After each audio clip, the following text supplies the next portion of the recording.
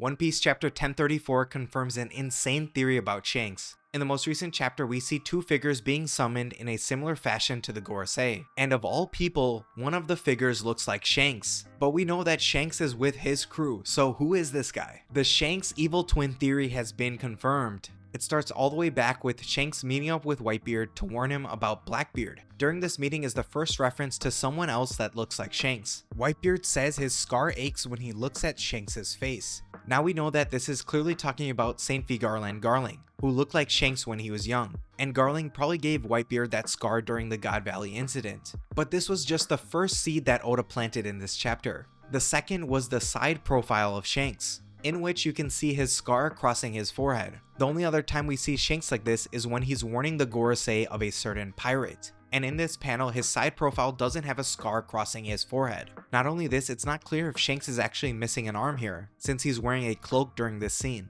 Also, the fact that the Gorosei are willing to talk to him at all makes no sense, unless it's Shanks' evil twin, the member of the Holy Knights, and not Shanks himself. And the certain pirate that the twin was talking about was probably Loki. These clues don't stop here though, there's much more. Looking back to what we saw at Marineford, we hear from one of the Marines that Shanks met with Kaido one day earlier, then somehow showed up at Marineford. This can be explained by Shanks having some kind of time warping ability, or more simply, having a twin. Along similar lines, we hear from Shanks himself that he thought Dory and Brogy were dead before their reunion, but they also thought he was dead. How is this possible? The rest of the world knew that Shanks was alive and had a bounty out for him, so Dory and Brogy must have seen someone that looks like Shanks potentially die. Now for some more recent information. When Dragon discusses the Holy Knights, we get a glimpse of the leader and his sword, and people quickly pointed out that this sword looks similar to Shanks' sword, the only real difference being the hilt. We see that same person again in chapter 1121 when Oda is pointing out all the final key players.